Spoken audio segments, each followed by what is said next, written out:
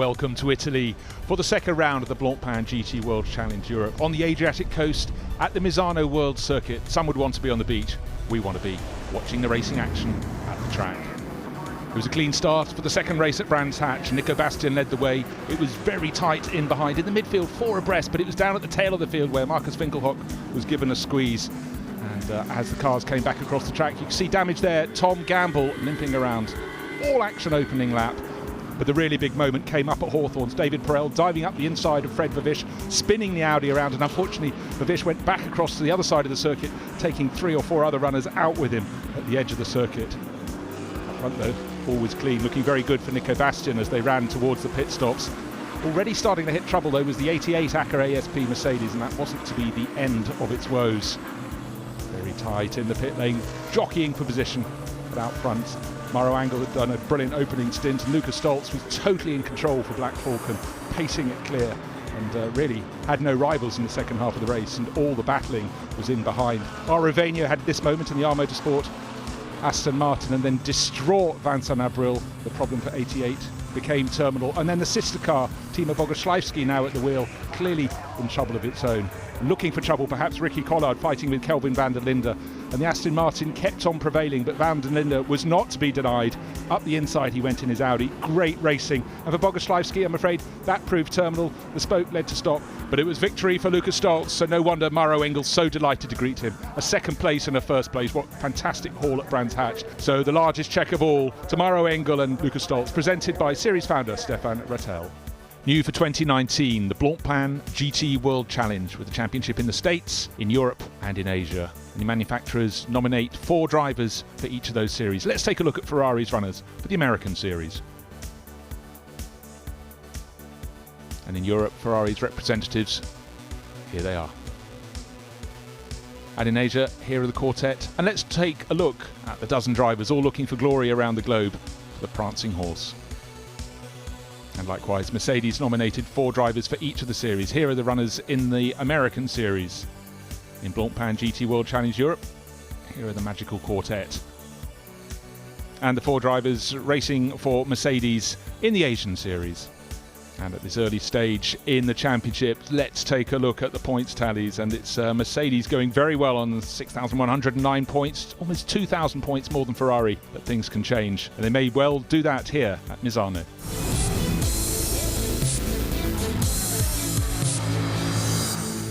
Coming into the 2019 series, a look down the entry list, and the Black Falcon Mercedes team stood out as a likely front-running combination. Mauro Engle and Lucas Stoltz went really well at Brands Hatch, starting from pole position, and they're sure to be strong on whichever circuit they go racing. Overall, we are 6.5 points behind, so we definitely try to make up some points here. In the sprint challenge or in the world challenge, we are still leading by 11 points, which we're really happy about it. But yeah, we're facing a really hot and really difficult weekend because we came straight from the Nürburgring. It was really exhausting for the team, so really credits to them that they really push and stay focused. It's not an easy weekend for us, but yeah, we're definitely here to win. Racing for glory on home ground is Andrea Fontana, Audi Sport Italia, entering an R8 LMS. For Andrea to share with the ultra-experienced Audi racer Pierre Caffer. Yeah, I'm very happy to join Blancpain GT series. It's my first time here, so it will be really nice to see how we will be inside the championship. The level here is really high. I know Misano really good. I raced a few times here. It's the first time with Audi, so we need a few laps to get the feeling, and then let's see what happens. It's not only the first drivers to the finish who take honours in any of the Blancpain GT World Challenge rounds, because there's Pro-Am and Am classes as well, and going very well this year in Pro-Am is Louis Machiel, sharing with the ultra-experienced Andrea Bertolini. The opening rounds at Brands Hatch didn't turn out to be a dream result, but hopefully all will be right here at Misano. For me, it's a very honor to drive a Ferrari. Of course, it's already a couple of years that I'm doing this kind of races. Last weekend, I mean Brands Hatch, we had the pole, so unfortunately I make the small mistake, but we are here now in Misano to take revenge. Another Italian driver looking to shine on home soil is second-generation racer Matteo Drudi, sharing with Milan Donch, another young talent. They're competing in the Silver Cup class for Attempto Racing. and certainly looking for a really, really strong run around the tight twists of Misano.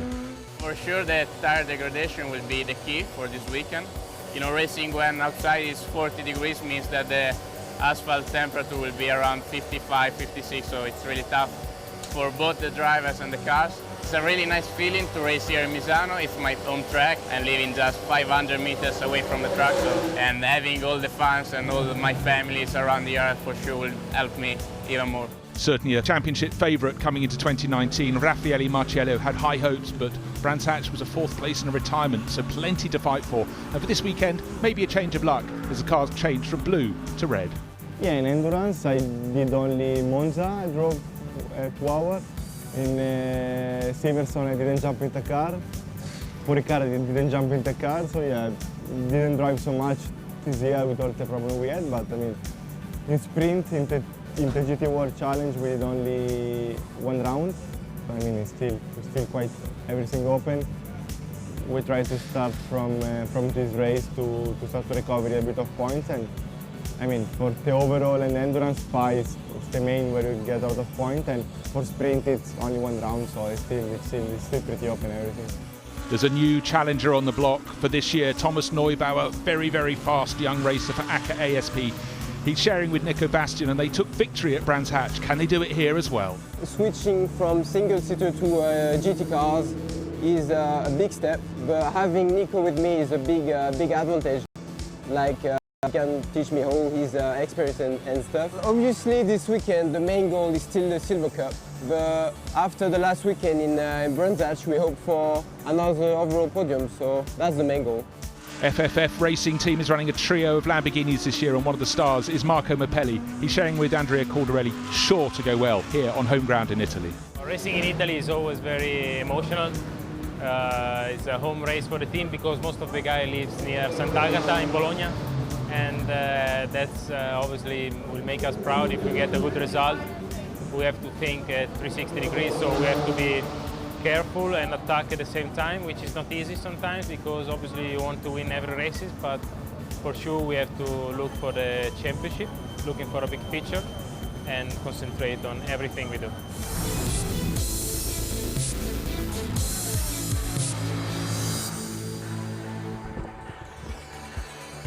A wonderful, hot, sunny evening at Misano. Fortunately cooler than it was earlier in the day. We're all set for the first of our 2 races here at Misano. The Blancpain GT World Challenge, the GT World Challenge Europe. This is it, GT World Challenge Americas and Asia as well. And at the end of the year, the scores will be totted up. But a packed grid of cars, 28 runners here this weekend, filling this tight and twisty track.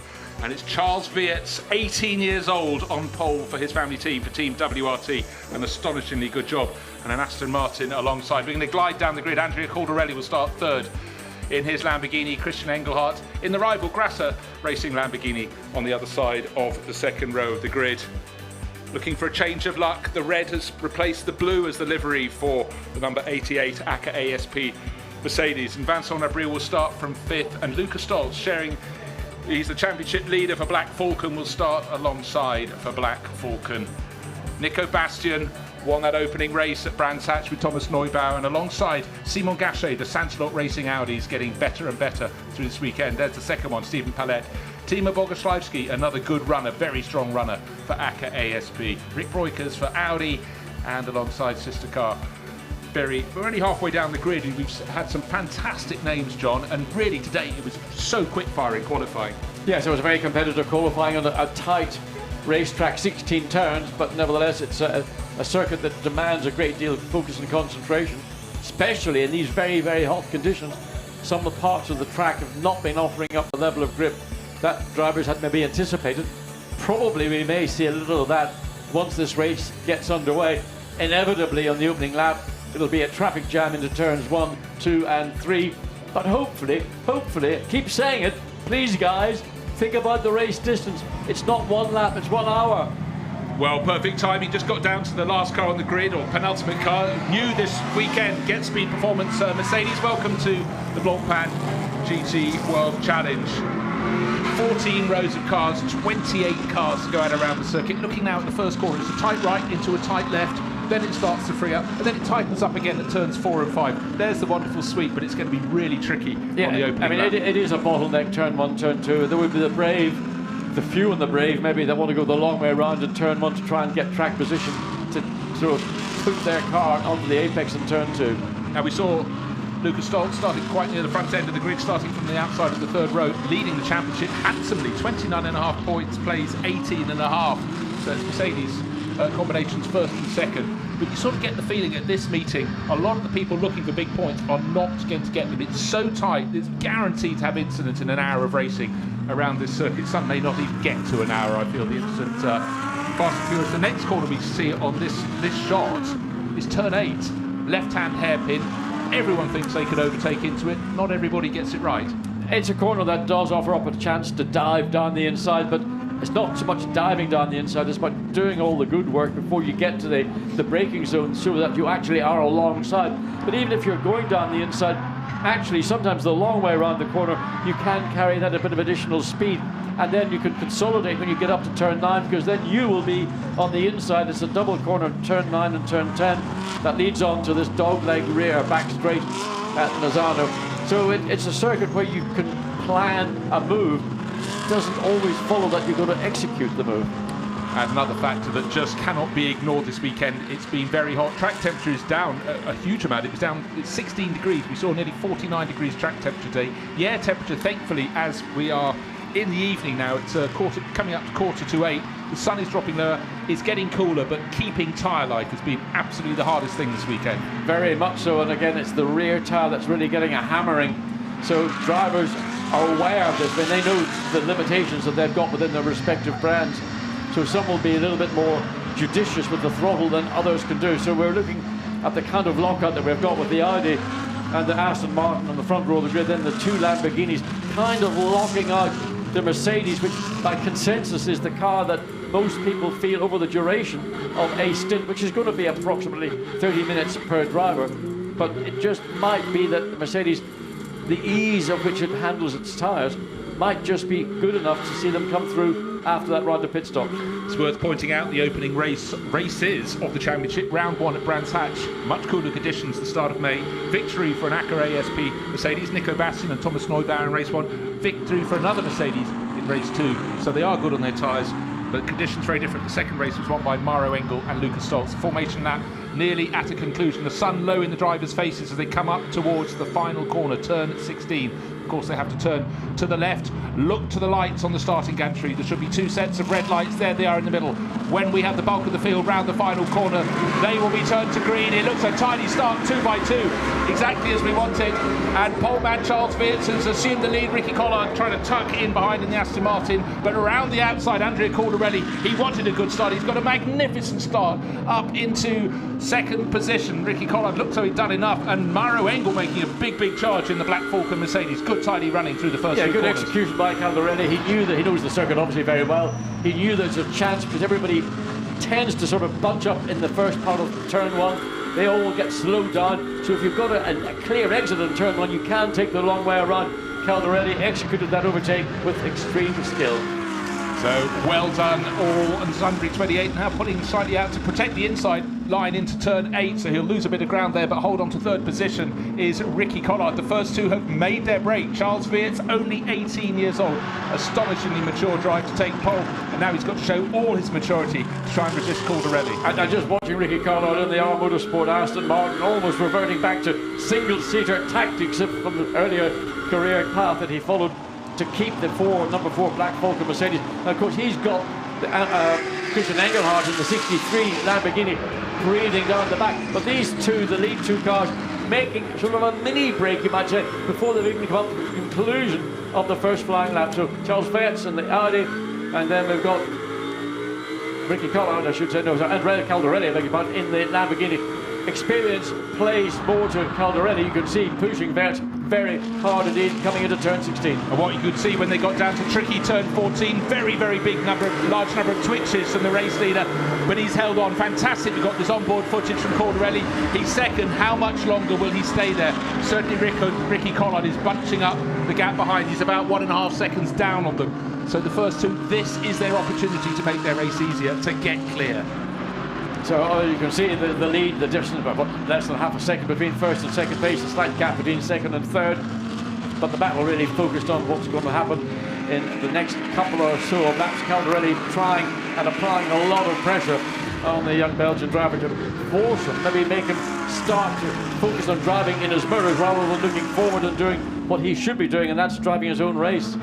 Well, Santalot Racing, their Audi started from 8th and 9th, and they're up to 5th and 6th, sorry, 6th and 7th, Simon Gachet and Stephen Palette. So they have really done a very good job in the opening couple of laps. But the star so far is Andrea Caldarelli. Knew he wanted to gain at least one position. Didn't look as though he got it done, but he did by the time they got through turn 2. So plenty of nerves. Have been slightly settled in the pit lane. Getting through those first sequence of corners on the opening lap was absolutely key. We thought there could be some contact, and it seems to steer clear of all of that. Well, I mean, for once in a blue moon, I have to say, everybody appears to be very well behaved on that opening lap, particularly in an opening sequence of turn 1, 2 and into turn 3. Still a long way to go, 56 minutes plus, so things can go wrong, and you can again you see the pressure Caldarelli's building, particularly in this third sector of the lap at Misano, and it's once you get onto the pit straight, the difference in straight line performance between the Audi and the Lamborghini is almost negated because they have fundamentally the same engine and gear train. But Caldarelli really closing down, putting pressure every part of the racetrack on the young Belgian driver. We have a spinner coming out of the final corner, a puff of dust past our window. We know it's not the first two because we can still see, looking through the windscreen. That's a respin ASP. as he kept going. It's number 87, that would be Mauro Ricci. So he started down towards the tail of the grid on the penultimate row, and well, he hasn't lost too many positions, lost a lot of time. But Charles Beards, if he can be unsettled, this is the chance for Andrea Caldarelli. So he's not letting him relax anywhere, every single corner. He is pretty much taking a look. For once, as I say that, of course, he was quite tame down into turn 8, but it's at the third sector of the lap, down to turn 14, where he tries to chivvy him, and you can see Charles Beards getting very twitchy in the number 2 Audi. Still leading, however, still only 18 years old. Astonishing. I should say, he's only 18 years old. He's got a much more mature driver behind Andrea Caldarelli, who is familiar with GT3 racing over many seasons, particularly in Lamborghinis. But again, what Beards is doing is using all the benefits his car has got by being in the lead. So you can slow down just on the apex to really frustrate the car that's chasing you. They're not going to get into a position to pass if you're slowing them down. Then you accelerate off the corner, so you get this kind of seesaw effect. It's a very effective way of controlling your lead. It really is, but we have to remember that this is the first season for Charles out of Formula 4 junior single-seater racing. He did a Nations Cup in Bahrain at the end of last year. Really impressed with Team WRT. And now we will watch. It'll be a masterclass of attempted overtaking, and it only becomes a real masterclass if Andrea Caldarelli can move through into the lead. Hasn't managed it yet. Just looking down to see who's dominating in the Pro-Am class. It's Neil Stephen Artie, who's down in 16th position. And Top It Am is down in 21st. So there, oh gosh, as soon as I look at the time screen, he's trying to force the situation. Now he's got just about alongside, but he's on the wrong part of the racetrack. Now he's going to make the undercut. Gets alongside, virtually now alongside, to take that position away finally from Charles Beards. That is what experience gives you. The Beards can go the long way around if he feels he's got the speed. But if I was in Caldarelli's position, I would just let my Lamborghini drift out, force Beards to get out of the throttle, otherwise he's going to run off track. That's what experience gives you, and it was very well executed by Caldarelli. Well, it did, and that move effectively started between turns 3 and 4. It was the positioning of the car, and it's building it through those corners, and almost, as you say, just forcing the other driver out slightly off the racing line. Now a change of position, potentially for third. Hasn't happened. The Aston Martin still there. Let's see what Charles Beards can do. Can he get back onto the tail of the Lamborghini? The Lamborghini now in front, but Stoltz is absolutely flying in that black Stoltz is pushing Ricky Collard as hard as he can. You can see down to the back end of the circuit into turn 14. The Audi is right on the tail of the Lamborghini. The question I would have is, in all the efforts that Caldarelli has used, extended in the Lamborghini, has he maybe pushed those rear tyres in particular a little bit too hard, too early? And is that going to mean that the pace of the Lamborghini is going to taper off before they get to the front? That's the hope I would have if I was Charles Beards. Behind Ricky Collard, being pursued by Lucas Stoltz, he's doing everything he can in the Aston Martin. Let's look again. Here's how the pass got finally done. And that's what you're going to be. You're going to be right fair and square alongside the car you're going to pass. And then you use that advantage and you force the other car, in this case the Audi, wider and wider, forcing Vance to get out of the throttle, to check up, and that then consolidates the overtake. Okay, well, let's see how much he's learned. He was chased, now he's the chaser, or the hunter from the hunted, but back into second place. Charles Vitt, still a great drive. Now we're riding on board the car in fourth place. Lucas Stoltz in the Black Falcon Mercedes, having a look at the tail of Ricky Collard. Collard's had to be super defensive so far in this race. Started second, demoted to third. There he has stayed, but it has allowed those first two the luxury of being able to compete with each other at the front of the field without trouble from behind. Ricky Collard, the car directly ahead of Lucas Stoltz, doing all he can, and by doing so he's staying pretty much not on the racing line. He's staying on the inside of every corner he's approaching to force Lucas Stoltz to look for the long way around. And again, once you get onto this back dog leg straight, Stoltz hasn't got the momentum off the corner that he would really need to try and make a manoeuvre to get ahead into third place of Ricky Collard. So Collard driving a very strong defensive race. He's not thinking about trying to challenge for second place. He's trying to consolidate in third place. Yeah, what we've seen though is that Lucas Stoltz has prodigious speed in the car at this stage in the race. If he got past, he definitely would go off after the first two. But right now, with a gap of 0.4 of a second, just starting to eke his way clear. 0.4, half a second added on that lap, nearly an entire second for the race lead. Now this race is going to have a stop between 25 and 35 minutes. Remember, WRT have been kind of king of the pit stop castle over many seasons. I know that this team, this newly formed Audi team, Orange won FFF racing team to give its full title. Oh, and somebody's been spun as that. Well, it's Mirko Bortolossi, no, Christian Engelhardt. There's obviously been contact. As that was one of the Sansalot Racing Audis, I think, is round. It's the blue one, that's number 25. That's Simon Gachet. And the edge of the turn 3, so there let's watch and see if we can get a... No, that's the Lamborghini going again with the bodywork rubbing. So, contact, waiting to see what happens. The twitch there. That's down into turn 8, so the Audi's all over the place. The back out of the car dancing around. Smoke coming off the right rear now of the Lamborghini, so bodywork rubbing. And I suspect that Christian Engelhardt's going to make a pit stop because he will not be able to continue, otherwise he'll cut that tyre down. Well, you can see the point of contact. Clearly the car from behind has come up and hit his rear as he turned into turn 3.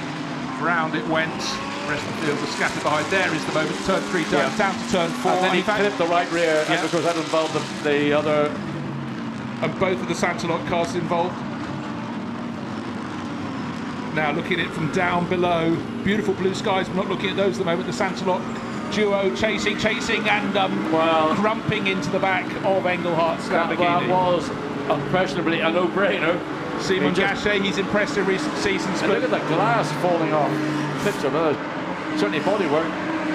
So that's been passed to the 4 wins across the racetrack as we go back to this battle for third place. Ricky Collard, Motorsport Aston Martin, Lucas Stoltz, Black Falcon Mercedes. I mean, I don't know how much frustration you can contain before you get to the point where you just boil over. That's the gauge of good professional race drivers. They don't let that boiling over come in to what they're there to do. Well, there's a whole range of pit stops coming up, and this race is as likely to be won in the pit lane as it is on the racetrack. Yeah, it's not pit stop window open for the regular pit stops. Almost contact down at turn 8. Sun getting lower and lower in the driver's eyes, but we've got the comeback drives as well, don't forget. From those who've been caught out of that incident around 5th or 6th place. But the driver who did the assault, car number 25, Simon Gachet, into the pit lane. Don't forget he was running 6th. They made a good start. In fact, Simon started back in 8th position, so progress had been made, but it's all been undone. Well, it got that little bit of contact into turn 4, set off a chain reaction which took out other cars. So they're now trying to catch up, having lost position. Of course, they're quicker than the cars that are pursuing. But is that a pass? Did we just catch the pass? The Mercedes get through? Indeed, the Mercedes is through. Lucas Stoltz was biding his time. I was about to say the 2 words going around in Lucas' minds are basically saving tyres, and he seems to have done it, but he found the chink in Ricky Collard's armoury. Look at this, almost 3 wide coming into the final turn, and a battle going on further down the field, and it's getting very tetchy. You've got 1, 2, 3, 4, 5, 6, 7 cars. Almost all coming back the proverbial handkerchief, and it's the Mercedes of that group of cars that looks to have the pace, but where can he use that pace? Where can he exercise, release the speed that it has got, maybe up into turn 4? If he thinks about it, is it too short a distance to throw it down the inside? It is, but the intent was certainly there. Yeah, Timo Boguslawski in number 90 is the car and driver John is talking about. Super close, and as we saw, a few of those runners lost a lot of position, but Stephen Pallet, we saw him go off in the second of the Samsonite Racing Audis, but he managed to keep it going. He's running in 6th. He could have been down outside the top 10, so fortunate recovery for him. But now on screen, the Black Falcon Mercedes, the championship leader, it's got past the better place, the 2 Aston Martins, into that 3rd position. Ricky Collard's going to try and hang on, but Vincent Abril normally races a blue Mercedes this weekend. He's in red. Must be lucky. Let's look at, this is the replay of 4th becoming 3rd for Lucas Stoltz. Yeah, just simply that Lucas Stoltz had more drive coming onto the back straight.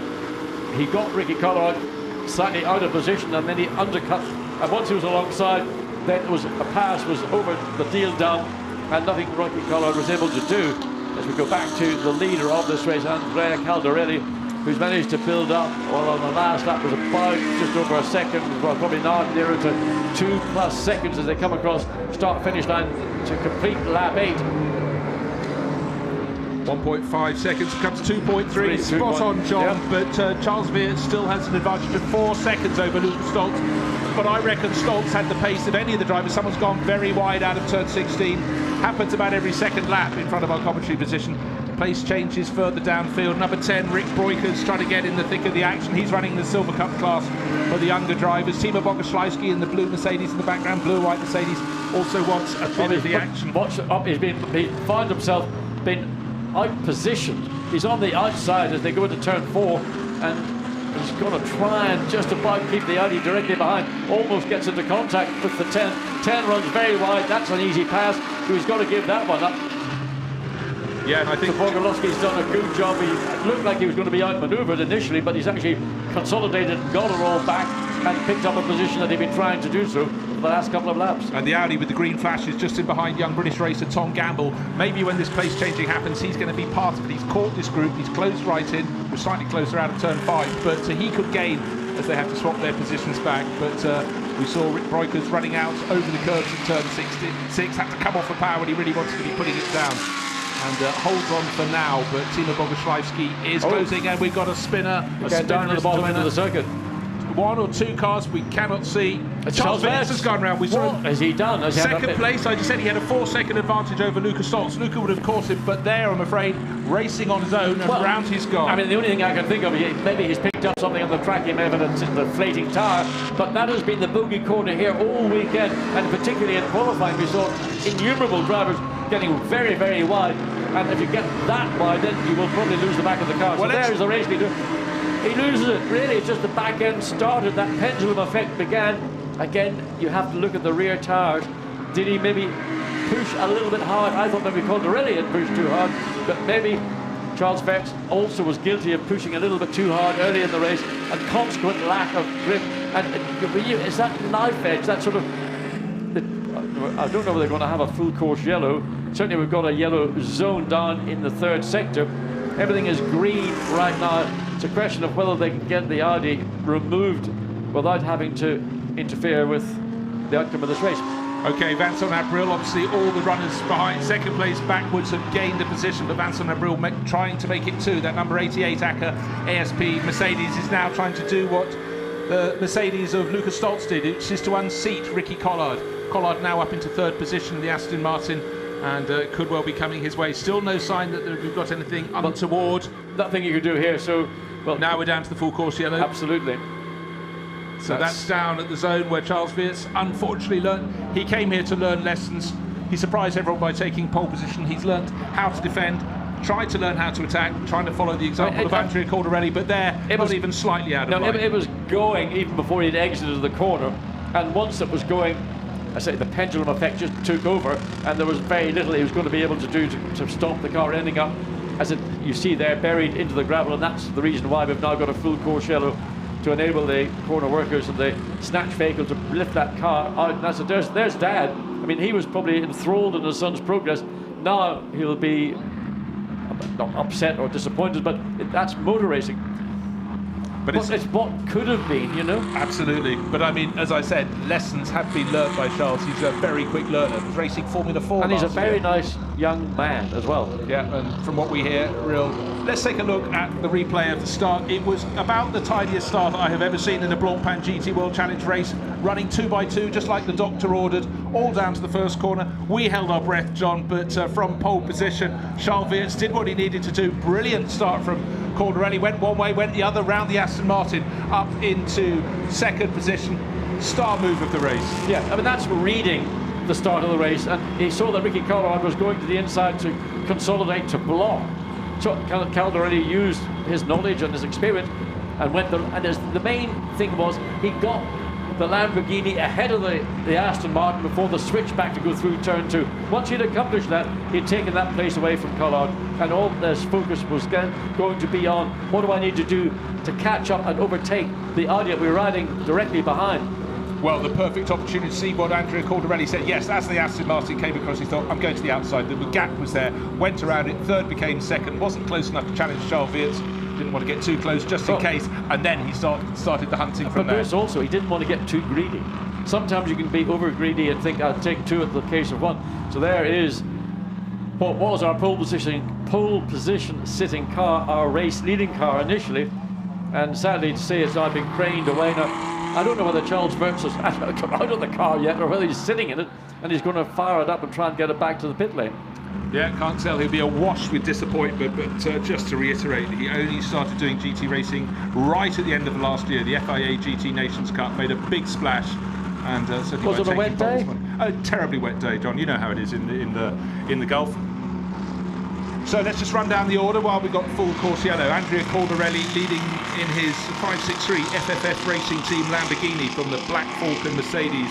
Number 4, Lucas Stoltz. Ricky Collard, you can see him in the Aston Martin there in third place overall. But you can be sure that a lot of people are focusing on what's going to happen when full course yellow comes to an end and it goes green. Vincent Abril will be looking to see if he can snatch the moment from the Aston Martin in front of him. I guarantee you the first thing that's going to happen is Ricky Collard's going to go down on the right hand side of the racetrack down into turn 1 to try and prevent Abril getting a run off the final turn onto start finish straight, so forcing the Mercedes to go the long way around.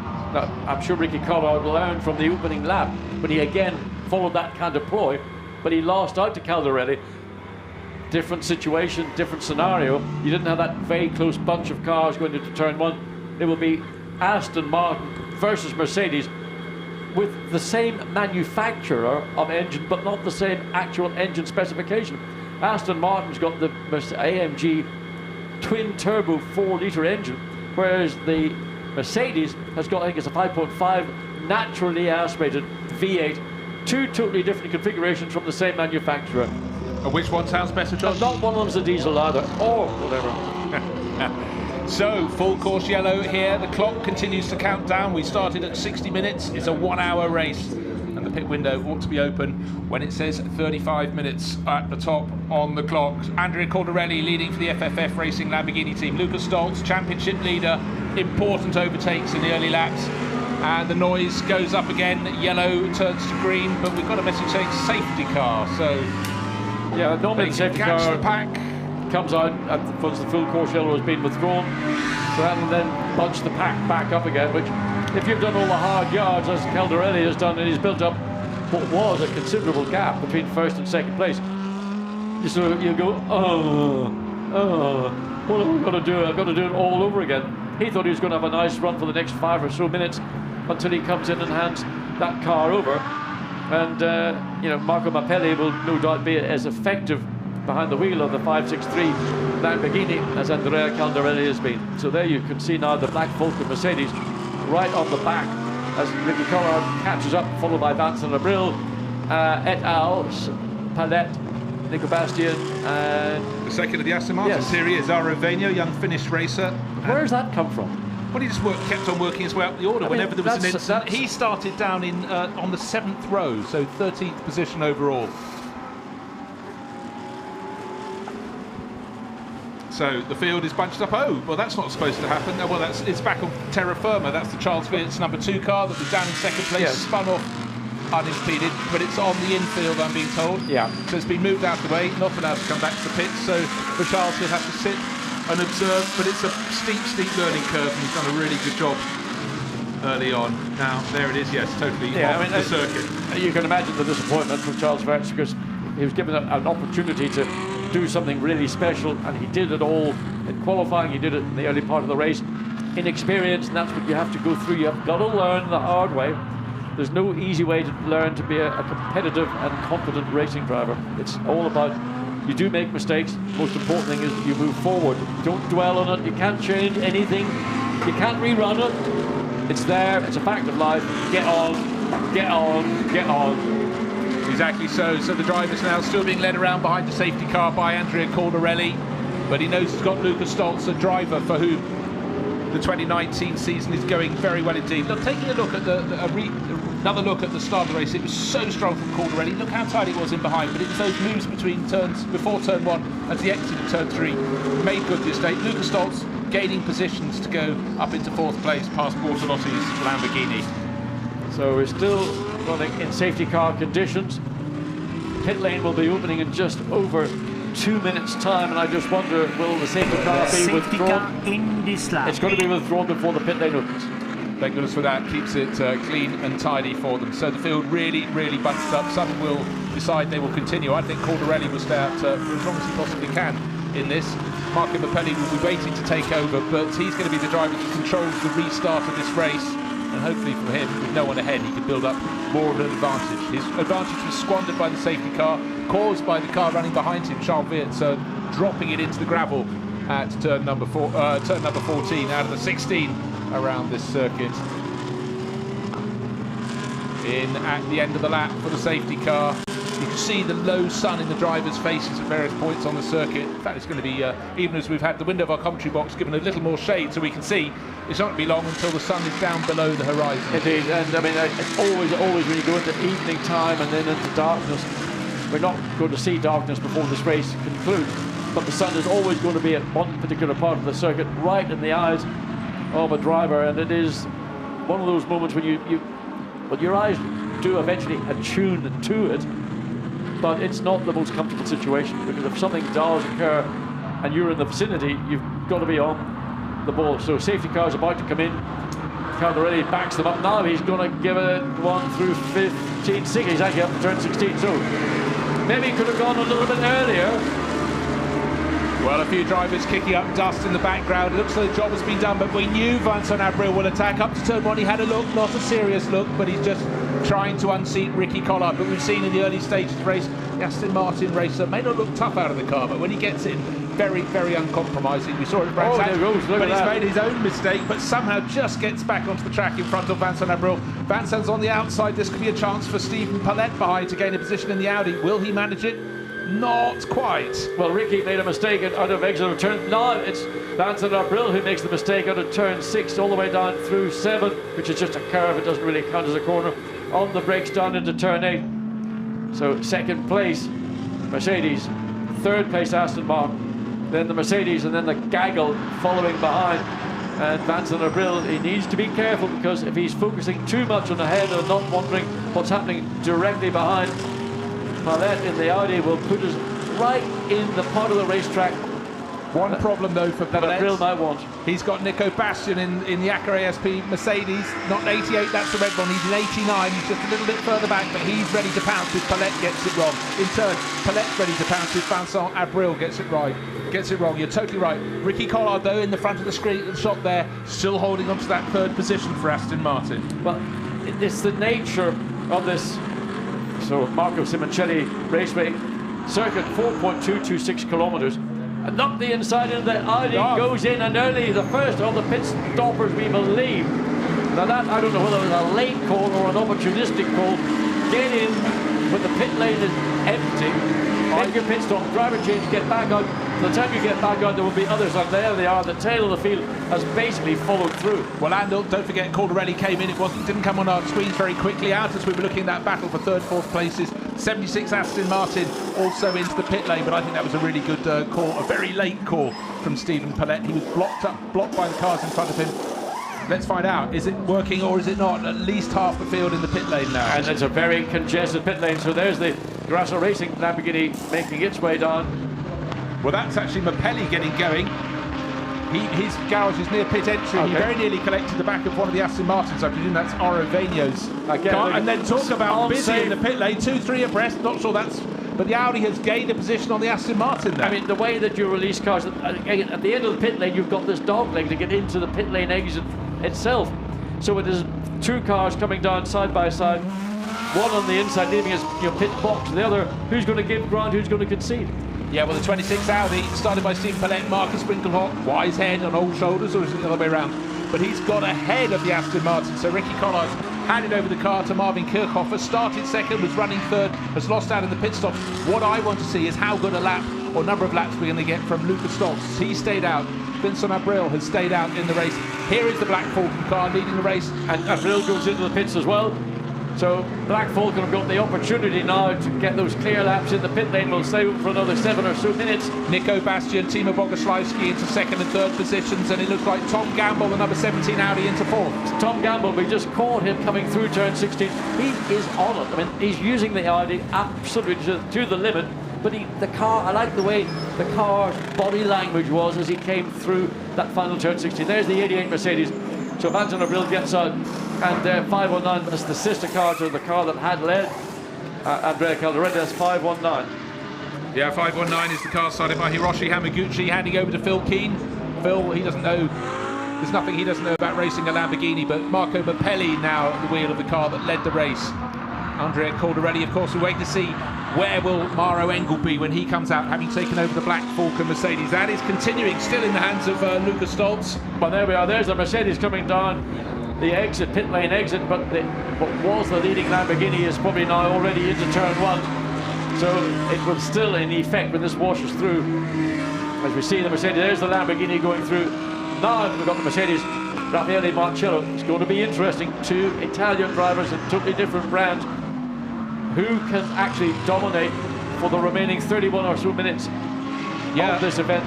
I tell you what, Raffaele Marcello is one of the most entertaining drivers I've ever seen. Here last year, in his defense rather than his attack, he ended up just about ripping the left front suspension off because he was so, I mean, tried to take the inside of turn 15 where it was like a plowed field, and he paid the price. He most certainly did. The damage was far more, but Lucas Stoltz has come in. He was in the lead, but effectively second place before the pit stops. How good were the last 2 laps? Maro Engle underway now, car waiting to go back onto the track, but as John pointed out, it's a long, he's arriving at his pit stop there at the ultimate pit. Yes, point to the pit lane, and it's the best for the exit. Absolutely, because he will not have to drive the pit lane speed limit. He can just drop the car off the jacks and nail it. So he's come down the. Always, I believe, the car nearest to pit lane exit is the car that's got the advantage. It should work out like that, but inevitably there is an element there. We just saw briefly 563 Marco Mappelli. The car is off. It's not rolling as quickly as it should have done. There was maybe a lost second or so, and you're talking about seconds now. What is in effect the lead car is going to go close to being challenged. There is the Mercedes. That's the sister car. That's the sister car. Timo Bogoslawski has handed it over to Fabian Schiller, but with drivers kicking dirt up all over the circuit, it doesn't look as though Black Falcon has Mercedes come out in third position. So you're right, John, it is the 2 Italians, Marco Mappelli in the Lamborghini, and Raffaele Marcello giving chase. Maro Engle will probably give a very good run for the money, but he's back in third, and as we said, Marcello doesn't give places away. And the biggest loser is the 76 Aston Martin, was third, down now into 6th position. So focus on the lead here. It is Lamborghini, Mercedes. So Raffaele Marcello, we always expect him to do something outstanding, almost shocking in his audacity. One of the drivers who's really gained positions has been the 17 Audi, now in the hands of Australian racer Shea Davis, has taken over from Tom Gamble, started down in 12th position. Drive-through penalty though for car 25 causing a collision. That was Simon Gachet, Sansalot Racing. We saw him hit, unfortunately, and spin Christian Engelhardt around. And anyhow, he has retired from the race, so he won't be serving that drive-through penalty. Just beat him with some tweaks instead, I guess. So pit lane windows still open, so those that have stayed out, Nico Bastian in particular, he is currently the lead car, so he will undoubtedly stay out until the last moment. He's going to hand over to Thomas Neubauer. So as we focus on, we're just catching the look at the glimpse of the number 2 Audi that went off earlier. go up into these final turns, into turn 16. Well, good pass by Mirko Bortolotti. Yeah, place changes galore in these laps after pit stop. Still waiting for Nico Bastian to come in and serve his stop. The 89 ACA ASP Mercedes. One win on the board. Oh, wow, almost a car off the circuit there. That's Shea Davis feeling a bit of muscle. Presumably that's the number 11. That's Fred Vervish. He can make an Audi fly. Marco Mappelli, just to emphasise the pace that this Lamborghini has got, has just set the fastest race lap. Purple in all 3 sectors. Yeah, he gained 7/10 of a second on Raffaele Marciello, but Marciello is fighting back. There comes the drive, the last one to make a pit stop of the front runners. Nico Bastian diving in the 89 Mercedes. It was there or thereabouts, around the top, about 6th position before the start of the pit stop flurry. Of course, the field had been bunched by that running of the safety car just before the stop, but this 89 crew is a crew that really can drive very, very well indeed. Raffaele Marciello going faster and faster around this lap. He's second in the sister car, the now red liveried 88 Mercedes. He's catching the race leader, Marco Mappelli. Yes, if you want to win this race, and I'm going to show you, Marciello wants to win this race. There you can see that the gap, I mean, it's 3 seconds last time around. Okay, he needs to make up more than a 1/10 or 2/10 on a lap. He needs to find a chunk of time. Now that running very wide out of turn 15 isn't necessarily going to be something that will be looked on favourably by the steward. Track limits will be an issue for drivers who consistently run over the demarcation line and the exit of every corner. Yeah, a lot of drivers being picked up for offences out of turn 16, the final corner, but there Marco Mappelli using all the track and a little bit more, waiting to see Thomas Neubaert. Will he come out in 5th or 6th positions? Has he gained? There goes the car in 2nd place, which is the Maro Engle car, sorry, 3rd place. There's the car in 2nd place, Raffaele Marciello. ACA ASP Mercedes in 2nd, 3rd place the Blue Falcon Mercedes. Black Falcon Mercedes in blue, sorry. The blue Black Falcon, yes. Yeah. So again, you've got the lead group of cars that have now strung themselves out. Just over 2 seconds between 1st and 2nd, then a further gap back to Maro Engle, I beg your pardon, yes. This is the interesting battle here. These are just sorting themselves out, looking for the opportunity. The 89 Mercedes was one of the late stoppers. So Thomas Neubaert jumps back into the field on tyres that are needing to get up to temperature, while those all around are at race temperature and pushing to the limit. Yeah, and that's Marcus Finkelhoff doing a great job. Taylor Proto, one of the last car drivers in. Pit window's still open, as you can see at the top of the screen. He's handing over to his teammate Diego Menchaca, the Mexican racer, but they're down towards the end of the field. Now Thomas Neubaert under huge pressure from Marcus Finkelhoff there. Oh dear, running very, very wide. The number 90 Fabian Schiller driven car, and place lost. Marvin Kirchhoffer maybe helped him into that situation, forced him to go wide, and of course carried the momentum through. Yeah, if you end up going wide in turn 13 into turn 14, you will be onto the very dirty bit of the racetrack. Not only have you out of position, but you will have picked up a lot of the rubbish that's on the outside of every corner around this racetrack. Big twitch between 1 and 2 from Thomas Neubaert under huge pressure from Marcus Finkelhoff. Marcus in the red, white and black Audi in behind, putting the pressure on Neubaert. Neubaert, don't forget, still a very young racer, short in experience, but Finkelhoff, he has it by the generation and by the decade. I mean, Marcus Finkelhoff is one of those drivers you've always put in one of your team cars. Having said so, he ran a little bit wide coming out of turn 6. Thomas Neubaert did a brilliant job under pressure at Brands Hatch, the opening round of the Sprint Championship. But again, Finkelhoff right on the back of the Mercedes coming into turn 8. And one suspects it's not a matter of if, but more a matter of when. We will see Finkelhoff finding a way past. Having said that, think back to Brands Hatch. Entirely so. Again, tricky circuits, but now what we're getting, ignore that gold Lamborghini, that's down, not in the lead battle. Here's the car in 3rd place, Maro Engle, but the gaps between 1st and 2nd, 2.7 seconds, the gap between 2nd and 3rd, 4.4, quite strung out, but from 5th, 6th, 7th places back, from Marvin Kirchhoffer backwards, very, very close indeed. One car going a little bit backwards, down to 10th place now. Shea Davis saw a really good run from Tom Gamble, but look at the string of Audis. Yeah, Calvin van der Linde, the Attento Audi, down to 10th place. I mean, both cars way off the track, getting back on again, so nothing venture, nothing gained, and the wheels come off. Is that the 26? That's Marcus Finkelhoff's car, but he's caught. No, that's the car in the background is already, that's the number 2, but Finkelhoff has lost the wheel. There you can see. Yeah, there it went. So all of a sudden, that battle with Neubauer, it's all over. Another battle's evolving coming down in turn 1. Yeah, that's Kelvin van der Linde. He never says no to an overtaking opportunity, so Attempto Racing gained 2 positions without realising about the first one too much, because obviously that was with the demise of Marcus Winkelhock, and really making moves up the order. Nick Foster, the Australian racer in the 55 Attempto Racing car, very nice, tidy work, and he's got company behind. He's got Oscar Tunjo in there as well. It's Audi Central. It certainly is, and that was a good move. Just again, you have to read what's going on ahead of you, and maybe you're not going to make the pass. In one corner, you work forward, maybe for 2 or 3 corners down the racetrack. Marcus Winkelhock walks away. Well, let's take a look at how it happened, why it happened. Well, the left rear pops off, whether the nut or whether the wheel, maybe the wheel hadn't been fully lodged onto the drive pegs, whether the nut maybe hadn't been fully locked up. If it is not, it will inevitably come off, and luckily it came off at a relatively slow bit of the racetrack. If that had been happening maybe somewhere down the main straight, it would have been a different matter. So no surprise as the yellow flag is waved down in the 3rd and final corner. It's full course yellow, the 3rd part of the circuit, but there's our race leader, Marco Mappelli, just coming up on the rear of Adam Osieka in the silver Mercedes, making his debut for Get Speed Performance. Good to have new people on board. Marco Mappelli, maybe I would just drop back car length. I wouldn't put myself right onto the rear wing of the Mercedes. Of course, he had the advantage of 3 seconds or so over Raffaele Marciello, but Raffaele, of course, is right in behind, ready to play. And the reason I said it is because you get so close to the car that you're behind, but you lose a lot of air getting into your radiators, maybe just to help cool the brakes down a little bit. So I would be pulling the nose out. That's what Mappelli did coming down pit straight.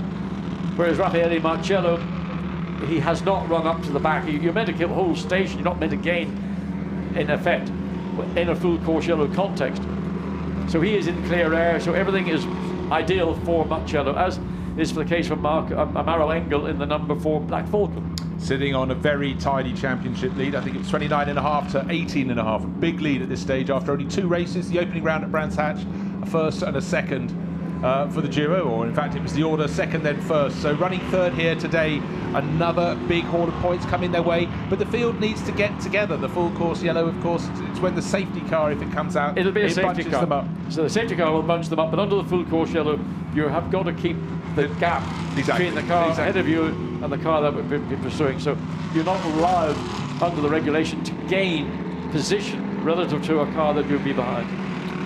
Thomas Neubauer running 4th. He's the 2nd of the Mercedes, 3rd of the Mercedes. They hold 2nd, 3rd and 4th positions. Of course, it's the Lamborghini in front, the FF, one of the 3 cars from FFF Racing Team, Marco Mappelli at the front of the queue. And then the Aston Martin, one of the 2 Aston Martins, is running 5th. Now will be just behind Thomas Neubauer. That's with Marvin Kirchhofer. We saw him make a good move. Fabian Schiller, another Mercedes in 6th. Mirko Bortolotti. The fact that car is up in 7th, yeah, including the assault for Christian Engelhardt down at turn 4, shows it's really on competitive form, and the duo have done really well to limit the damage. So good job by the Grasser Racing team to get that car turned around in the pit stop. And Mirko Bortolotti, I mean, a winningest driver in Lamborghinis as you'll ever meet. But right now it's the alternative team, the new team to Blancpain, the Orange 1 FFF Racing team, that is fundamentally dominating here this evening at Misano. So unfortunately it's not been great for Audi. The number 2 Audi out from 2nd place. That's the one in the background. The one in the foreground being lifted clear was challenging for 4th place, and Marcus Winkelhock off. Another car out is Simon Gachet in the 25 Audi. So both the Santilok Audis now out of the race. That one being moved clear. The field running around at very abated pace, as demanded, as commanded during a full course yellow period. So they just want to release that 26 Audi behind the barriers to ensure that if a car might go off there independently, that there is nothing to hit other than the barrier that will be protecting the 26 Audi.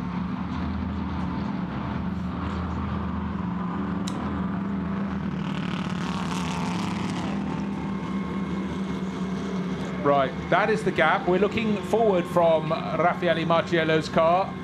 This is a replay. It went full course yellow. Look at the gap between the Lamborghini, and now come back to live, and let's see how close Raffaele Marciello is. This, of course, is full course yellow. As John explained, the gap should be kept constant. The gap appears... Oh, no. Is it perspective? No. What's happened is Pirelli has backed up into... That's Pirelli's fault. He's backed up. Marcello didn't do anything wrong. That is why you're in the box, John. The voice of experience and reason. But if you'd seen John Watson's face, you'd...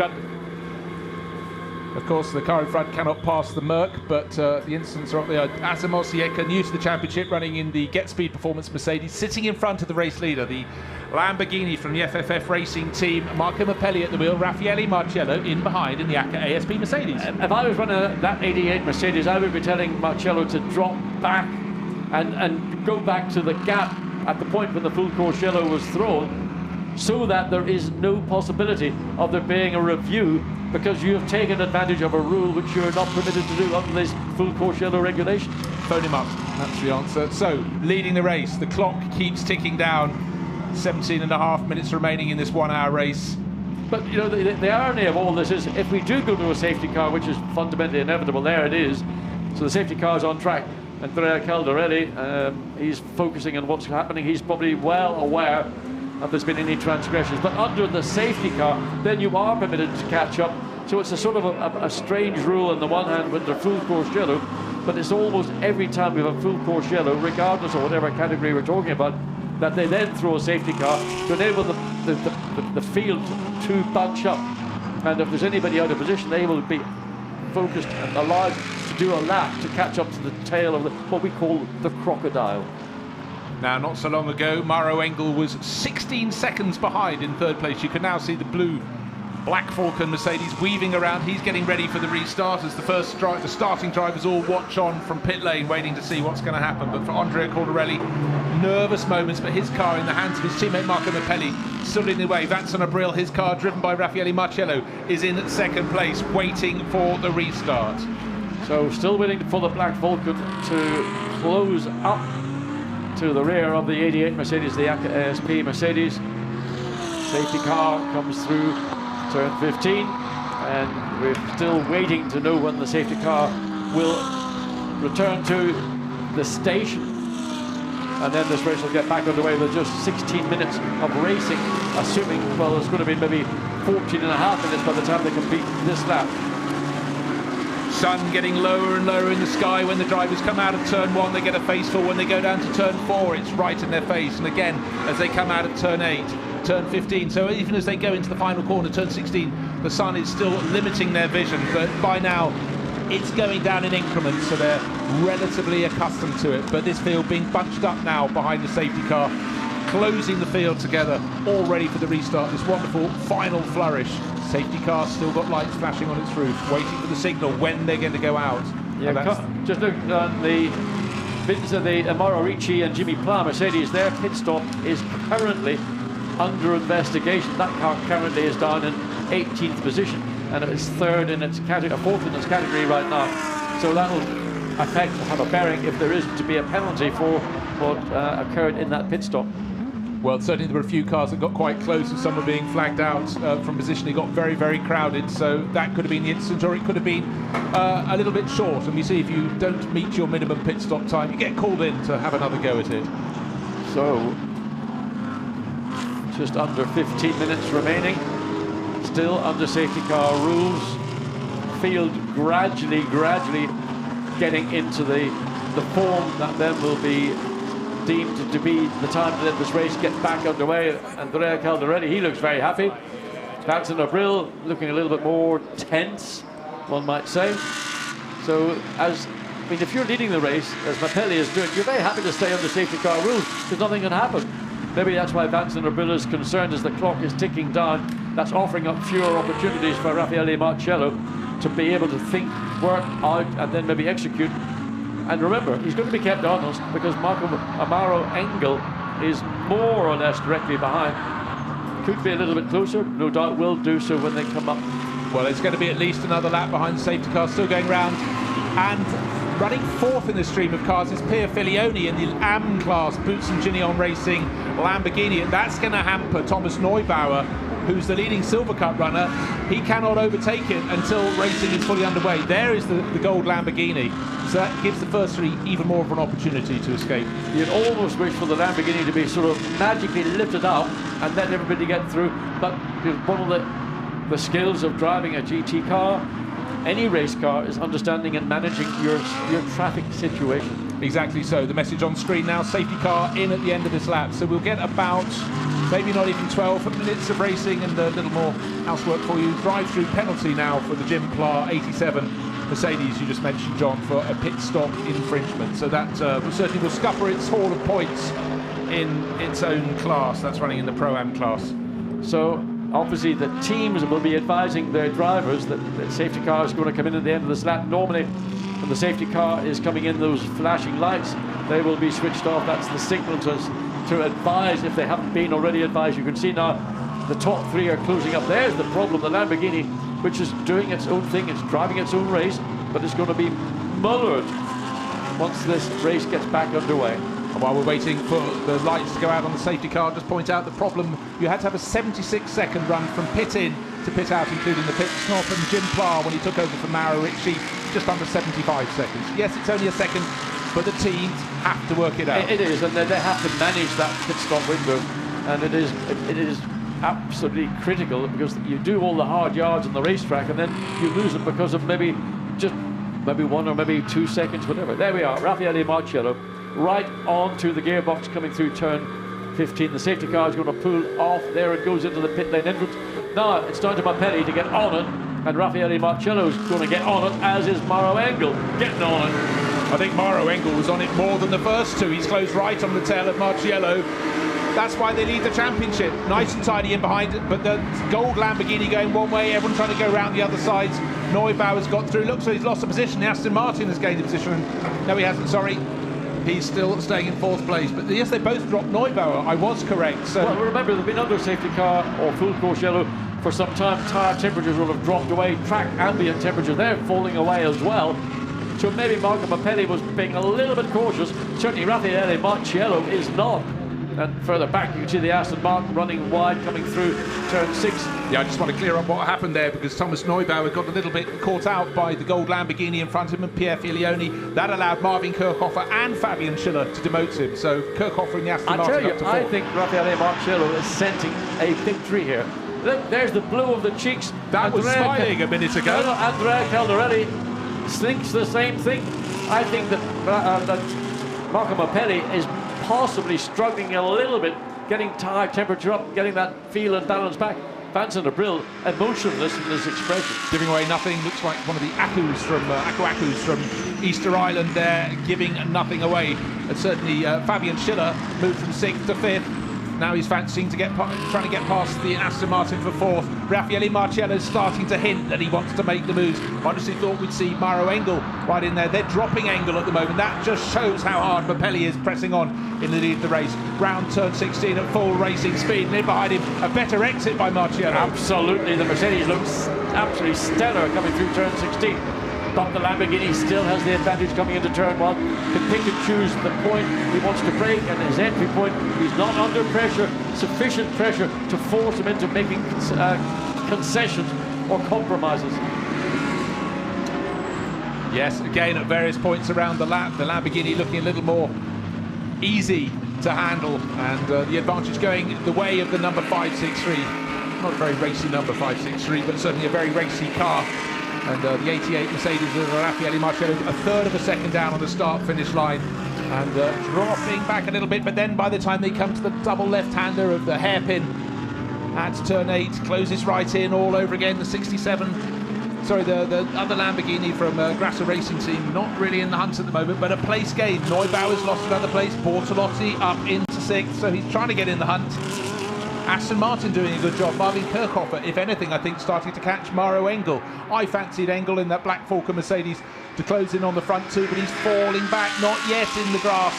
Well, I think what's happened is the pace now of the lead Lamborghini has picked up to the level it was prior to the full course yellow. Whereas the Mercedes, the 88 Mercedes, was on that little bit earlier. Now that Pirelli's got the feel, the confidence back in the car, maybe that's where the gap between first and second is opening up. Getting very, very busy with Kelvin van der Linde, just riding on board with him, trying to go one way, then the other to get round Fred Vervish, fully into the sun in their faces. And they're fighting over 8th position, but fighting as though it's for the lead. There they go through turn 16 onto the start-finish straight. Gap between first and second, just over half a second. Pirelli still leading Raffaele Marciello. It swings one way, then the other. in this battle for the lead, gradually dropping Maro Engle. He's 1.1 seconds back, but the Audis are providing all the action in the tail end of the top 10. Attempto Racing cars tending to work their way towards the front. Certainly Kelvin van der Linde right in the action with Nick Foster tucked in behind, but Fred Vervish holding off the pair of them in his blue Audi. Yeah, well, I've always thought Kelvin van der Linde is what I would describe as a racing driver, not somebody who drives racing cars. Shown it time and again. I remember back in Spa last year, an outstanding drive from the young South African, back from the van der Linde brothers. Oh, up the inside, that was almost a tag on the left rear, and I had to make a big cut to the right.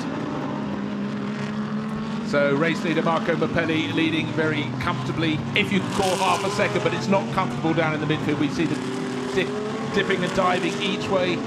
Looking for Pro-Am race leader, it's Andrea Bertolini.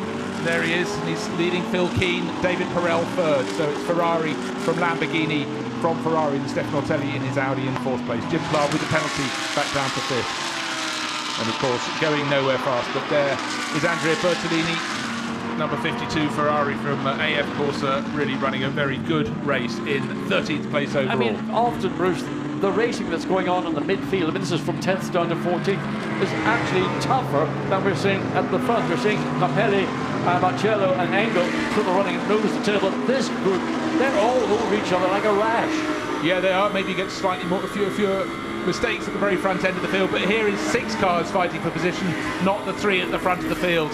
And it's another good lap from Marco Mappelli. Maybe the edges of Andrea Cordarelli's mouth are coming up into a smile now. It was half a second, it's now 0.9 of a second.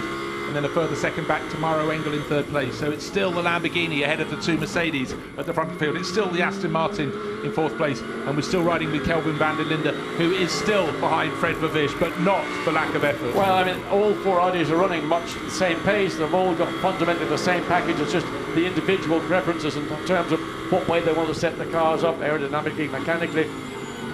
But again, van der Linde, you could see into turn 8, dives to the inside, not trying to make a pass, but just trying to get the attention to put pressure onto Fred Vervish, who goes wide to take that cut back to take turn 9 and then turn 10 on to this back straight.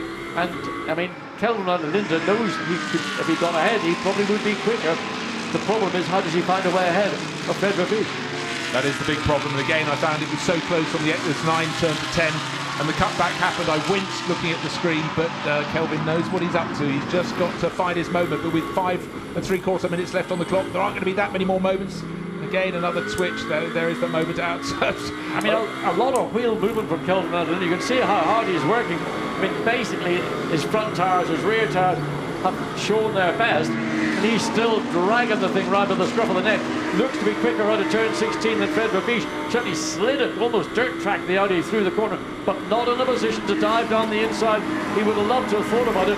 Fred Vervish is too old and long on the tooth to offer up any opportunities. He's bullying him right now. He's beating him up right now, and Fred Vervish is soaking it up. Soaking it up. I thought his rear bumper would get a say in that matter. It's being rubbed, it's being scrubbed, it's being pushed, and now up the inside, but he's on the outside line when it comes to turn number 6. So Vervish continues in that 8th place. Great Audi battle. 5 of them: Fred Vervish, Kelvin van der Linde, Nick Foster, and Matthias Drudy. In fact, then in behind Drudy, Shea Davis. There they are, all super close together. Nick Foster, I think, could gain a few positions since battle. He's down in 10th place. There's 2 cars ahead of him, way off the circuit. The car behind him, way off the circuit as well. So there will be place changes. But no, Fred Vervish maintains position. Kelvin van der Linde tucked in behind, again trying as they accelerate down the back finish straight to see what he can do. Super, super close. Up front, the gap has now 1.01 seconds between Mappelli leading the race and Marcello in second. Has he done enough? And finally, has Kelvin van der Linde done enough to go in front to move up to be the leading Audi in the race? He has, and then running very, very wide. It looks as though it's going to be 2, possibly even 3 places lost by Fred Vervish, because Nick Foster has gone through. Both the Tempto Racing Audis have gone through. And in behind, Matthias Drudy pushing very hard as well. Up the inside of Fred Vervish, rubbing, pushing wide. Someone's just dived into the pits. I can't tell you who it is. I can. It's Thomas Neubauer, the 89 Mercedes, was up around about 6th position. He has tumbled back. He's lost. He was 4th on the restart, but it all went horribly wrong. He's dropped down the order, had another pit stop, and now trying to find his way back. Number 11 Audi trying to get past Matteo Trulli. 3 places lost in half a lap for the blue Audi. Back of the pack, hasn't given up though, has not given up. And nor has Raffaele Marciello in second place overall. He was over a second down in the race leading Lamborghini. He's now 0.84 of a second. He's closed it down, but the clock is counting down very, very quickly indeed. 3 minutes and 10 seconds remaining till the checkered flag can be unfurled. There are the first 2 cars in the race. Still number 563 Lamborghini leading the way, Marco Mappelli, and still with his tail up now, Raffaele Marciello making a late dash to try and take glory. Surely though, the FFF Racing Team Lamborghini entry, number 563, started by Andrea Cordarelli, and coming to the end of the race with Marco Mappelli, will be in that top slot. Surely? Not entirely sure is Andrea Cordarelli. He's got everything crossed, hoping his car will take a victory. So far its record this season was retirement in the second place. We've seen the speed. Now they're going to get the first win. Raffaele Marciello rattling the curves as he goes through turn 15, through turn 16. Again, lots of punt from Mercedes. Out of the final corner of the lap. Hanging on in third place, Mauro Engle, but he's another nearly 2 seconds back. In fact, it looks like it's gone out a little bit. The gap between first and second has come down. 0.8 of a second becomes 0.7 of a second. But the clock continues to kick down. Marvin Kirchhofer in the background of the shot, 4th place for Aston Martin. Fabian Schiller, 5th for Mercedes. But it looks as though the glory here, as the sun just starts to drop behind the spectator banking on the far side of the circuit, is going to go not to Mercedes this time around. 2 Mercedes wins at Brands Hatch, but looks so Lamborghini is going to take the maximum points haul. For Vincent April, so much disappointment at Brands Hatch. He wanted victory here today, but it looks as though it's going to go to their rivals from the FFF Racing Team. Out over the curbing and beyond, turn 8 down through the kink at turn 9, up to some of the only shade on the circuit during the course of the day at turn 10, and then turning onto the back straight, the long run down through the kink at turn 11, another kink at 12, and a tighter one, a third one at turn 13. But we have seen a car go down there running second in this race and spinning out on its own. It was young Charles Weerts, our pole sitter. Surely it won't happen to any of these drivers. And I think on this lap alone, a better first sector and a better second sector for Marco Mappelli. Surely that's done enough. There's the corner where drivers go wide between turns 13 and 14. Kept it with enough grip to negotiate the tight right-hander at 14. But now coming around to start the final lap of the race, Marco Mappelli, 563 on the door, but the important number was the flashing one on the windscreen, 001. That's good for first position. It was 0.7 of a second last time around. Looks like it might have actually come down very, very slightly. 0.697, but you are talking thousandths of a second gained. It's not going to be enough, surely. Maybe the only hope for Raffaele Marciello in the ACA ASP, the number 88 Mercedes, is traffic. But look, it's clear track ahead of them. He's got to do it in his own right, in his own way. But Raffaele, such an attacking driver.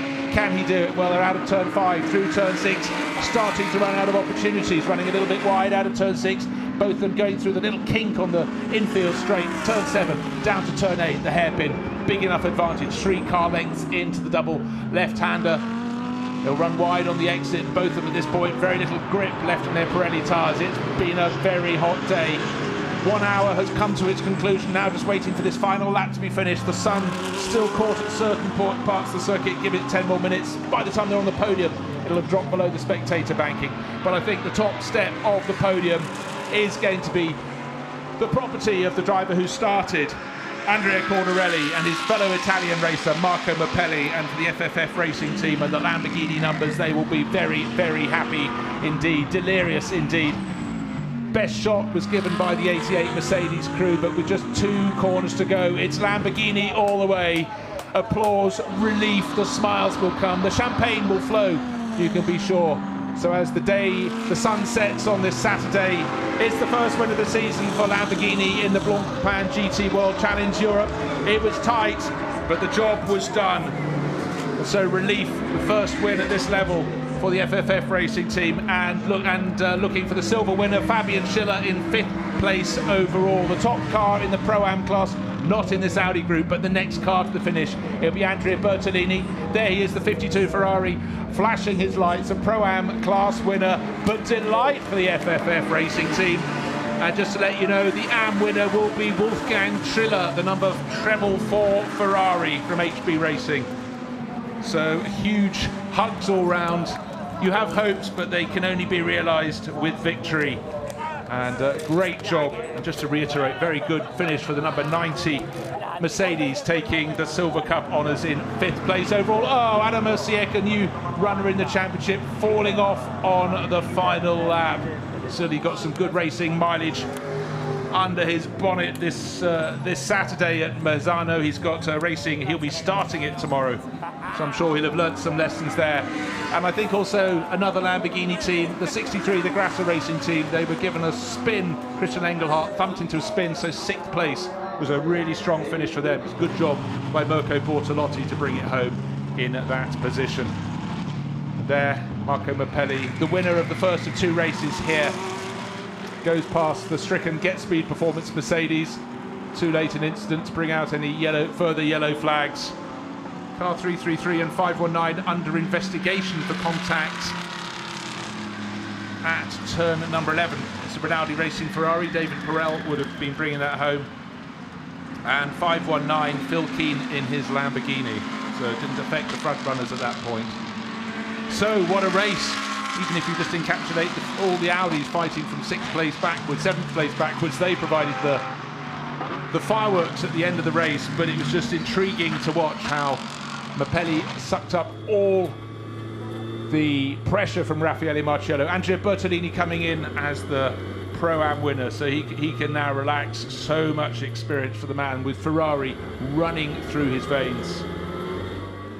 And so here on home ground, in fact, look at the names, a lot of them have vowels at the end. Mappelli and Marciello, 2 Italians, 1st and 2nd. The winner in, with an I at the end of his name, 11th place overall, Andrea Bertolini, so an Italian victory in Pro-Am.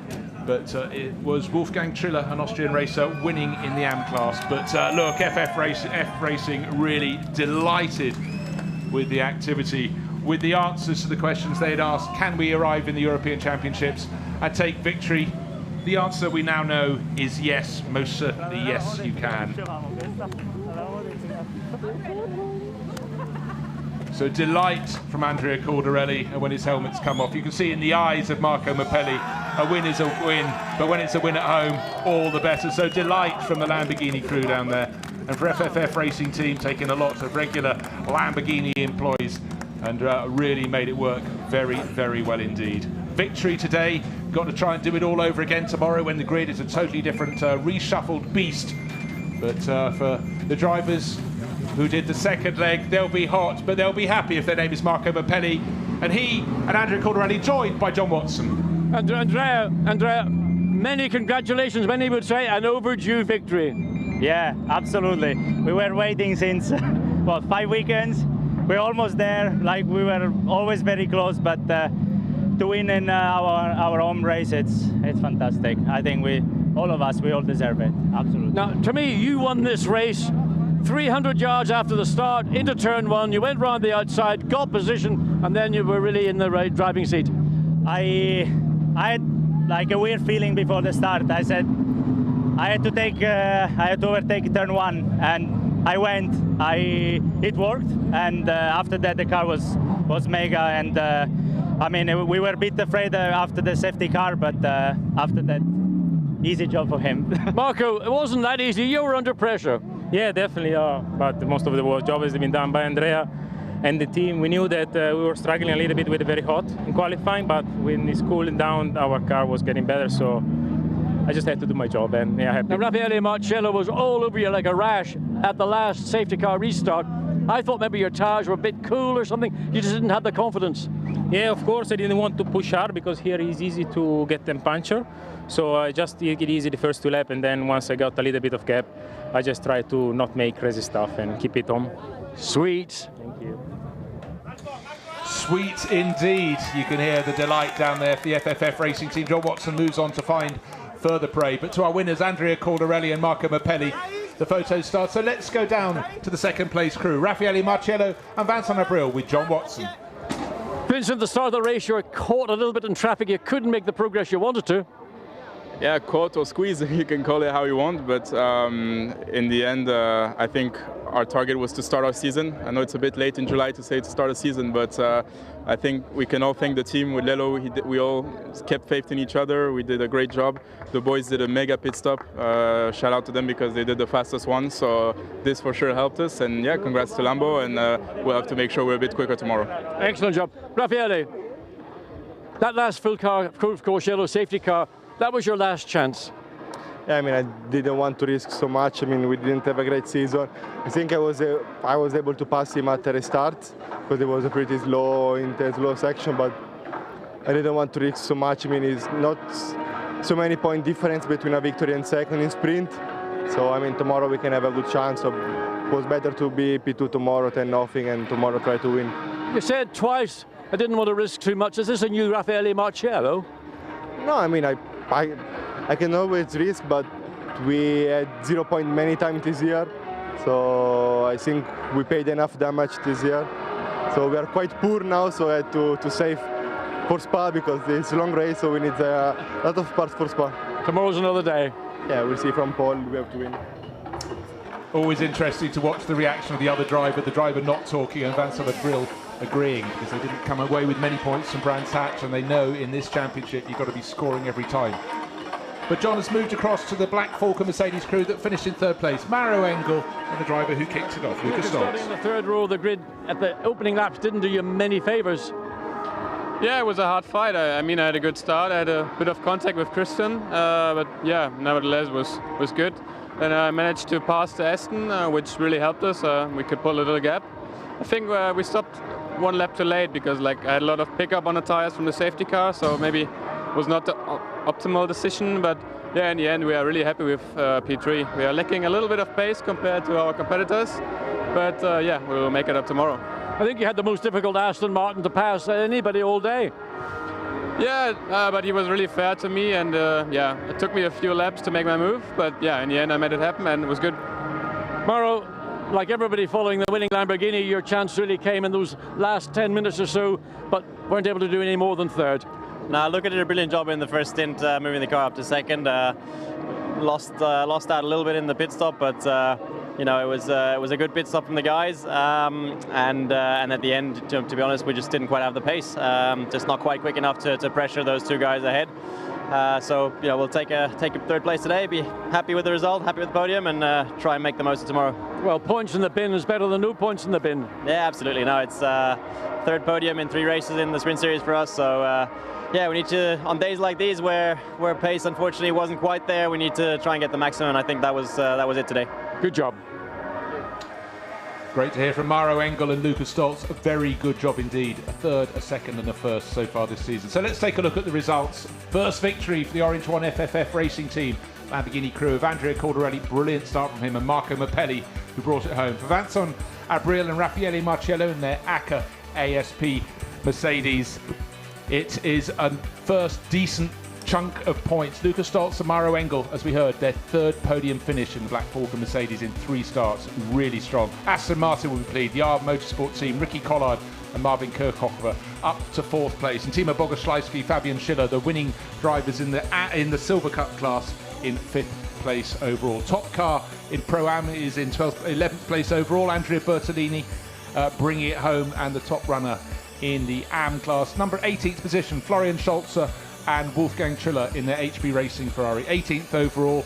We had penalties, drive-through penalties, and various others are being caught for giving time penalties for causing collisions. But up front, it was great racing. Let's take a look back at the start of the race. Very clean start from Charles Wirtz on pole position, but up from 3rd to 2nd past the Aston Martin of Ricky Collard went Andrea Caldarelli. That was a key moment in the race for the car that went on to take victory. Behind, a little bit close, but very, very clean indeed. And then here was the move down into turn 8. It was coming for several laps.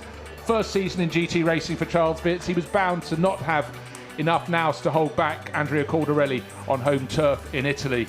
And then we had contact, unfortunately, for Christian Engelhardt. It was his Lamborghini being given a crack up the back by Simon Gachet in one of the 2 very competitive Santalot Racing Audis. And then it was Lucas Stoltz who was making the moves. And then, with no pressure behind him, but just getting it wrong, spinning out at turn 13, ending up in the gravel at turn 14, out of second place. 18-year-old Charles Weerts. He's quick, he will learn the lessons, and then when the safety car withdrew, the racing became very feisty indeed. But almost immediately it was the turn of the pit stops, and it was the timing of those stops that was crucial. In early, Marco Mappelli took over from the race-leading Andrea Caldarelli, and the car that lost out was the Black Falcon Mercedes. Lucas Stoltz maybe stayed out a little too long, his tyres went off. I thought he might pop back in third place, but he slotted back into third rather than second. So up to second went the 88 ACA ASP Mercedes, Raffaele Marcello taking it over from Vincent Abril. And then suddenly, when challenging for fifth place, Marcus Winkelhock lost a wheel on his Audi. Round he went. The field was packed up all over again for Andrea Caldarelli. The pressure to try and take their first win for Lamborghini on the European scene was really proving a very, very nervous experience. But Marco Mappelli was equal to everything that was thrown at him by Raffaele Marcello. Marcello, in turn, didn't want to give away that helping of points for second place. So head down, relief, pressure off his shoulders. Andrea Caldarelli, FFF Racing Team, came here with 3 Lamborghinis this year. And there's the first of, well, maybe many victories. It was close, it was tight, but they took the maximum haul of points. And now we're getting ready for the podium. Out, being called out, Mauro Engle and Lucas Stoltz. Championship leaders coming here, still leading the championship title race. 3 podium finishes in the first 3 races. Second place, Vincent Abril and Raffaele Marcello for the ACA ASP Mercedes team. But the top step of the podium will be shared by the Lamborghini drivers. Here they are. And Andrea Caldarelli, who's doing the gesticulating and the most smiling, and Marco Mappelli, who's still just sucking in the experience. Delight the FFF Racing Team. Cheers all round. Yes, you can hear the cheers from down below. So how many more wins will follow for the Lamborghini Racing Team? We will see through this year, but FFF Racing Team making a splash.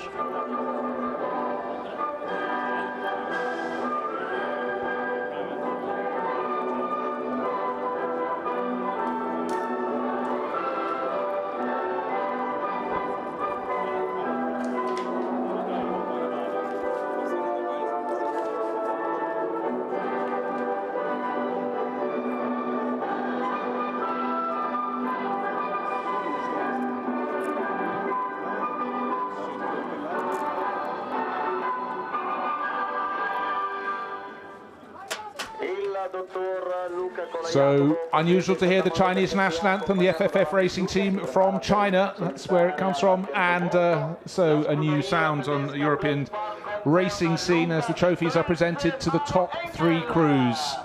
And I'm gathering that the results up and down the field may not all be final, still various incidents under investigation. But I think at the front end of the field, we have no concerns. I think we know our winning order in what was a very clean race. Some fantastic driving. It was close and it was almost invariably fair. And I think we've got some young drivers really starting to make their mark on the championship, most notably Charles Weerts, who ran in second place until he just got a little too enthusiastic and spun off.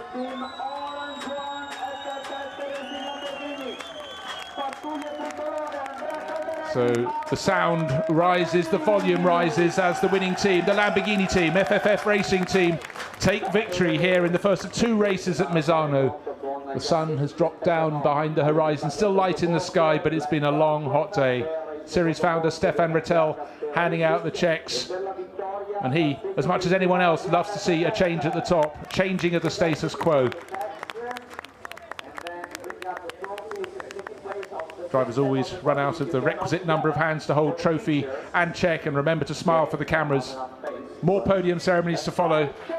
But now, of course, the champagne, and I'm sure those fancying victory don't mind if their overalls get a little bit hot, wet and smelly. They probably were already, because don't forget it's been a very, very hot few days here at Misano.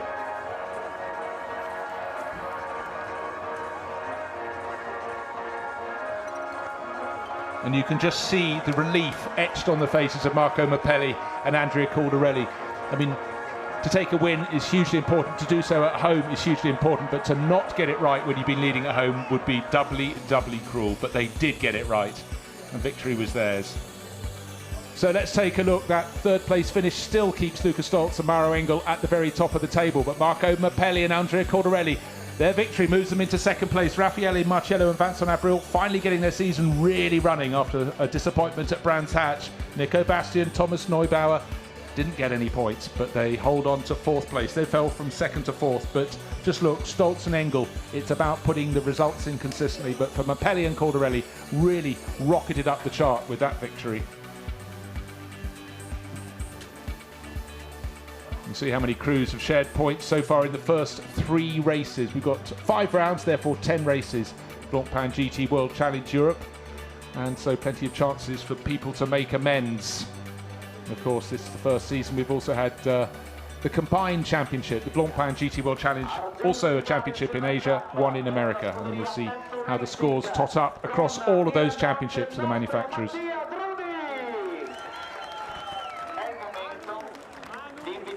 Crews coming out. This is the Silver Cup Trophy podium. Number 17 out first, Tom Gamble and Shea Davis. The 56 crew in second place. Attempto Racing's Milan Donci and Matteo Drudi, but coming out on the top step, the number 90 crew, Delight Oran Tibet, Bogoslawski and Fabian Schiller out onto the podium.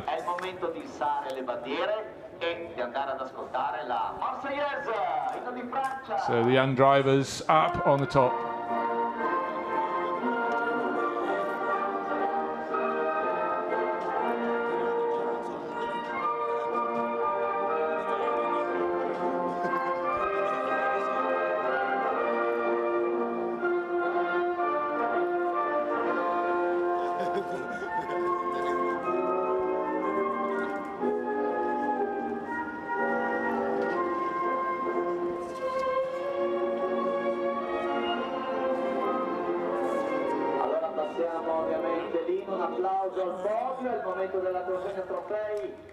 So as the strains of the Marseillaise, the French national anthem, die away at the most French of teams, the most French of team bosses, Jérôme Policon on the left-hand side of the podium, delighted that his crew, second overall in the race, taking the Silver Cup victory. So trophies coming out, and Timo Bogoslawski just can't wait to get his hands on him. This young Russian racer really starting to make a splash in Blancpain GT racing circles.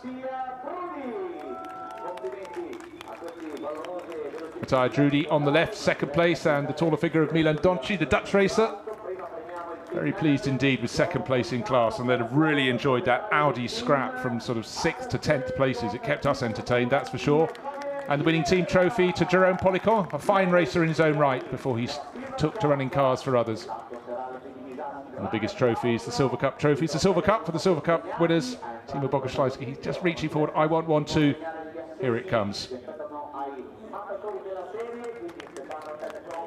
And in a championship as competitive as this, success is far from guaranteed. You have to work for it, and around a circuit like this on a hot evening, it really was work. And again, series founder Stefan Rattel handing out the checks as well for the Silver Cup people. And a handshake for Jérôme Policon. And if you're wise, out of the way before it's time for champagne, that'll be coming shortly.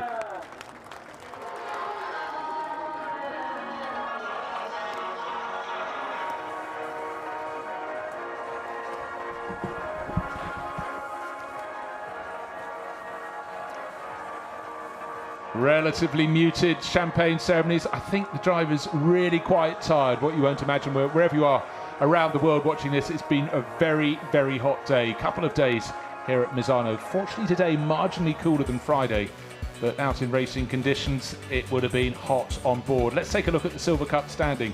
Nico Bastian and Thomas Neubauer still at the top, but Fabian Schiller and Timo Bogoslawski with that victory starting to close in. Could be interesting. Second place today, Matteo Drudi and Milan Donci. They now move into third place in the championship. Tom Gamble and Shea Davis losing a little bit of ground down to fourth place, but for the Mercedes crews at the top of the table, two of them from the top two crews from ACA ASP, it's going to be a dogfight all the way through the season for the Silver Cup honours.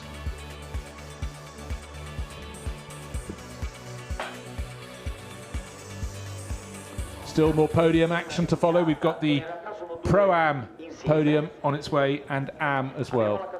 And you can see driver with the most experience in Blancpain history, Stefan Ortelli on the left of the podium with the gold arms on his overalls. Another podium for him. Who knows how many he's had.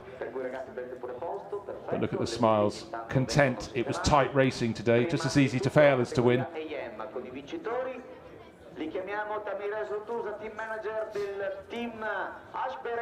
So just waiting for the drivers to be called out for the Pro-Am podium. I can give you a sneak preview. We know the winning crew in that, number 52, 11th place overall. And that would be the AF Corsa Ferrari, Louis Michels and Andrea Bertolini. Coming out onto the podium. Just waiting for the others to follow. 4 classes of racing. They've wrong slotted. They're off the podium. The Pro-Am podium will start shortly.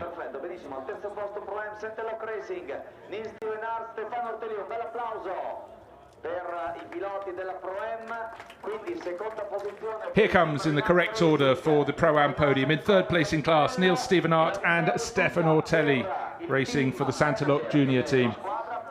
2nd place, the number 333 crew from Rinaldi Racing, Ferrari through and through, Rinat Salikov and David Pirelli. And out onto the top step, Andrea Bertolini and Louis Michels, 11th overall. Really good run for the Pro-Am aces today at Misano.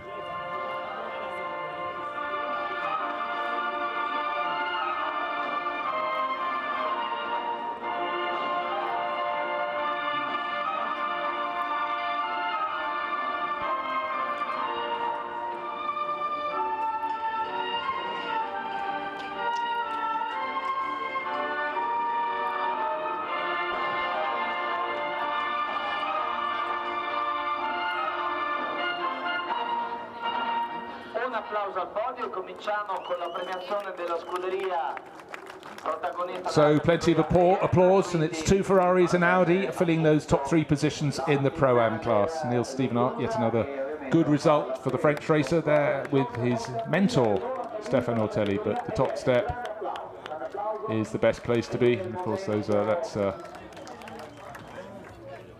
junior trophies coming out onto the podium. Very wisely, the young man with his leg in a cast getting out of the way before the champagne comes, makes it a slippery place to be standing. 2nd place trophies to Rinat Salikov and David Pirelli in the green and black overalls for Rinaldi Racing.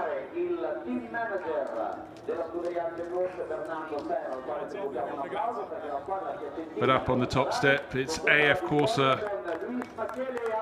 victory, very tidily so. Louis Michels from Belgium and Andrea Bertolini from nowhere other than Italy. Just look at him. Huge smiling on home ground.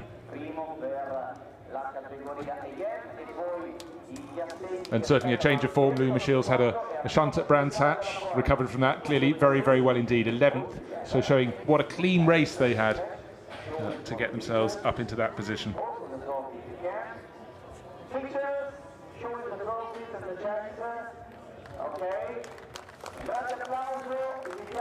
Trophies, checks, photographs, and then of course the champagne. Just want to point out, up to 11th place overall, that number 52 Ferrari started down in 25th position. That's called keeping your race sensible while those around you maybe lost their heads. So great gentlemanly behaviour up on the top step of the podium. Louis Michels doesn't want to leave, and Andrea Bertolini very happy indeed. So it's been a great fun first day of racing here at Misano. The sun has gone down behind the horizon. We're back again for tomorrow. Do join us.